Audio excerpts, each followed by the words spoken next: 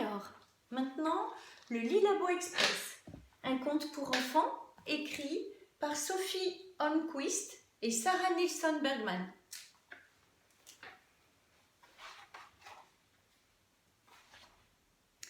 Voici Margaret. Elle s'ennuie. Elle joue avec son train. Seul le petit chien a le droit d'être avec elle.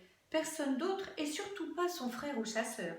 C'est comme ça. Son grand frère veut tout contrôler et prend toujours les meilleurs wagons.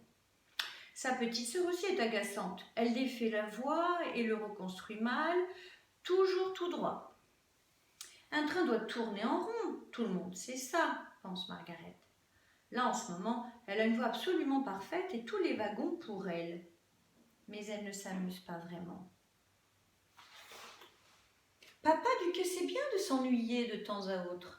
Margaret n'est pas du même avis. Elle aimerait pouvoir échapper à tous les moments d'ennui et s'amuser tout le temps. C'est sûrement le jour le plus ennuyeux de ma vie, se dit-elle. Soudain, elle entend un drôle de bruit. Ça vient du gros buisson, plein de mûres. Margaret rampe sous le buisson pour jeter un coup d'œil. C'est froid et sale là-dessous. Il y a des fourmis qui mangent une mûre écrasée. Sous un amas de feuilles, elle voit un emballage de chocolat tout froissé de couleur dorée. Margaret la glisse dans sa poche. C'est alors qu'elle entend de nouveau le bruit. Un sifflement strident. Margaret doit même se boucher les oreilles. Puis une grosse rafale de vent secoue le buisson et toutes les feuilles mortes se mettent à tourbillonner dans l'air. Quand une locomotive blanche et brillante tirant 4 wagons de différentes couleurs surgit et s'arrête devant elle, Margaret n'en croit pas ses yeux. À l'avant se trouve un homme portant une casquette de conducteur de train et une grande horloge dans la main. « On se dépêche, pas de temps à perdre !» s'exclame-t-il en agitant les bras. Notre petit homme en bleu de travail se penche à l'extérieur et siffle de toutes ses forces. « Embarquement immédiat !» crie-t-il. Margaret et le petit chien prennent place à l'avant avec l'homme à la casquette de conducteur de train. Il est gentil et amical, mais aussi très minutieux. « Livraison très importante, pas de question de se mettre en retard. Vite, vite, vite, vite !» dit-il en montrant du doigt le sifflet du train. Margaret donne le signal. « Tchou, tchou !» Le train se met en marche en soufflant pour sortir du buisson. Et les voilà partis. Il passe entre les vieilles planches de la clôture, au-dessus de la grosse pierre, autour du vieux chêne, puis s'élance à toute vitesse. Le train traverse d'autres buissons de mûres et survole des branches moussues. La voie va dans tous les sens. Parfois, ils sont même emportés à travers les airs. Bienvenue à bord du Lilabo Express. Nous arrivons bientôt à notre premier arrêt, annonce le conducteur de train. Alors que le train dépasse un panneau avec de grandes lettres rondes, Margaret lit « Bondirville ». Le train plonge sous une touffe d'herbe et tout devient noir derrière les fenêtres. Ils vont si vite que le vent siffle à leurs oreilles. Margaret a l'impression d'être embarquée dans des montagnes russes. Elle serre le petit chien tout contre elle. Le conducteur du train n'a pas l'air effrayé. Il actionne les freins juste au bon moment pour entrer en gare et s'arrêter le long du quai.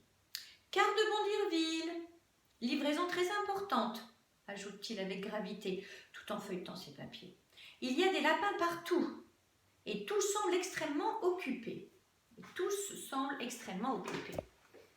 Certains s'activent à décharger le train. Oups, 2 wagons pleins de jouets et d'animaux en peluche, un peu plus loin. D'autres font le tri et posent des étiquettes. « Jouets perdus », explique le conducteur de train. Les lapins les tirent et les déposent ensuite astucieusement aux endroits où les enfants les ont perdus pour qu'ils puissent les retrouver. Le sifflet du train retentit à nouveau. Tous les jouets ont été déchargés et le Lilabo Express quitte lentement la gare. Assis dans le wagon des voyageurs, Margaret et le petit chien font des signes d'au revoir par la fenêtre ouverte.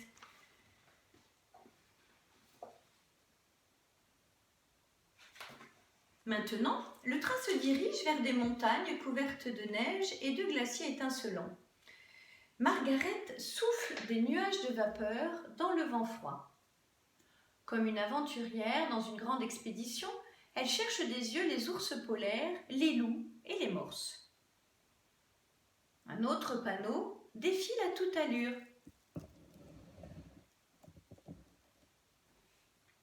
Elle indique « Pique les dents ».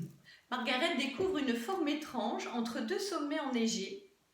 C'est un grand château couronné de milliers de tours et de flèches de toutes les formes possibles. Margaret est fascinée par ce château extraordinaire. Elle écrase le nez sur la vitre pour mieux voir.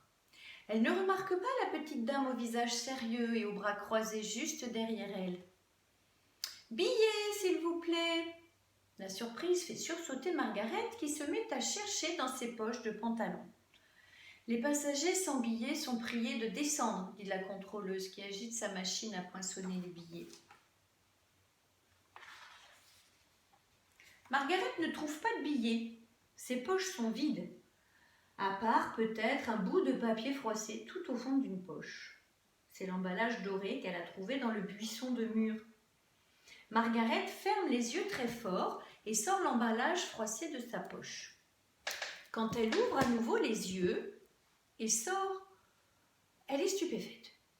Elle ne tient plus un emballage de chocolat froissé, mais un grand billet d'or portant de jolies lettres arrondies. La contrôleuse aussi a changé de tête. Elle n'a plus son visage sévère. Elle sourit et s'incline gracieusement. « Bonté divine, un billet d'or. Ce n'est pas tous les jours qu'on en voit un, s'exclame-t-elle avec un petit sourire. Je vais vous conduire au wagon doré. » Le train arrive à pique-les-dents, au moment même où Margaret s'assied dans le wagon doré sur une belle et large chaise toute bleue, sa couleur préférée. Devant elle, la table est couverte de gâteaux. Biscuits, fruits, sirop de framboise et toutes sortes de sucreries appétissantes. Margaret et le petit chien se jettent avec joie sur toutes ces bonnes choses. À travers la fenêtre, elles peuvent voir l'immense château. Il y a des échafaudages un peu partout autour de lui, sur lesquels s'activent des petits trolls occupés à construire, couper, lisser et polir. Sur le quai de la gare, ils déchargent des dents de lait avec une grue faite de fils dentaires.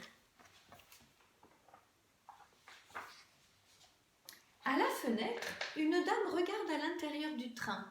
Elle porte une couronne sur la tête. Margaret se dit qu'elle vit probablement dans le château. Quand la dame voit toutes les sucreries sur la table, elle pousse de hauts cris. « Seigneur, regardez-moi tout ce sucre! Pensez à ce que cela va faire à toutes ces jolies petites dents de lait. Comment vais-je finir de construire mon beau château ?» se lamente-t-elle. La dame disparaît aussi soudainement qu'elle est apparue et toutes les sucreries disparaissent avec elle. À leur place, ne reste qu'une bouffée de vent qui sent le dentifrice et les dents nouvellement brossées. Margaret et le petit chien ne peuvent s'empêcher de rire de la dame affolée pour ses petites dents. Il ne reste plus désormais qu'un seul wagon à décharger. Le train change de voie et de direction. Margaret sent comme des picotements dans son ventre. En regardant par la fenêtre, elle en comprend la raison. Le train a de nouveau quitté le sol. Maintenant, il s'envole haut, très haut dans l'espace.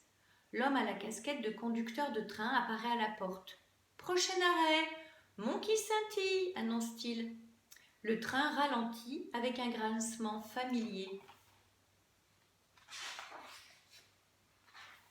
Le dernier wagon est plein d'étoiles qui se sont éteintes. Sur le quai se tient un vieil homme à la chevelure argentée, vêtu d'un long manteau bleu. Il a l'air très amical et tient une liste entre ses mains. Une petite grenouille ronde, assise en face de Margaret, remarque son regard étonné. D'un bond, elle vient s'asseoir sur son accoudoir. « C'est lui qu'on appelle l'homme sur la lune », dit-elle en faisant signe de la tête vers le vieil homme au manteau bleu. « C'est lui qui s'occupe de tous les vœux. »« Mais les étoiles, qu'en fait-il ?» demande Margaret. « Ce sont des étoiles filantes qui sont tombées avec les souhaits qu'elle porte. L'homme sur la Lune prend les souhaits et les inscrit sur sa liste. Ensuite, il envoie les étoiles à l'atelier pour en changer les piles, bien les nettoyer et les faire briller. Alors elles peuvent resplendir et scintiller à nouveau, explique la grenouille en contemplant le ciel étoilé. Quand Margaret voit les étoiles briller dans le ciel du soir qui s'obscurcit, elle se dit qu'elle est sans doute partie de chez elle depuis très longtemps. Et si là-bas tout le monde s'inquiète pour elle et la cherche? Elle va jusqu'à la locomotive pour trouver l'homme à la casquette de conducteur de train. « Le voyage dure encore longtemps ?» demande-t-elle. « Nous arriverons à l'heure comme toujours », répond le conducteur du train, tout en accélérant discrètement. Le train file plus vite que jamais et Margaret a à peine le temps de lire le prochain panneau, le buisson de mûres. Les freins grincent et fument lorsque le train ralentit pour se glisser sous le buisson. « Terminus, tout le monde descend !» crie le petit bonhomme au sifflet et en bleu de travail. Le buisson de mûres déborde d'activité. De petits cheminots s'affairent de tous les côtés et des voyageurs courent partout avec de lourdes valises. Puis le train lance un dernier coup de sifflet. Tout d'un coup, dans un nuage de poussière et d'un grondement assourdissant, le Lilabo Express s'élance et disparaît. Tout est calme et tranquille.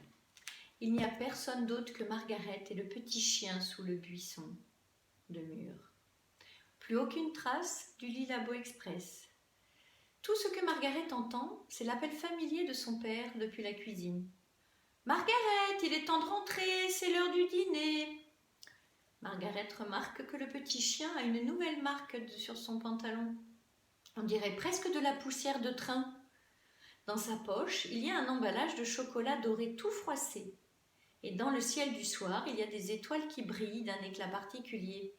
On s'est vraiment bien amusé quand j'ai arrêté de m'ennuyer. Il faut que je raconte ça à grand frère et petite sœur, se dit Margaret en se précipitant vers la cuisine. Et voilà pour le Lilabo Express.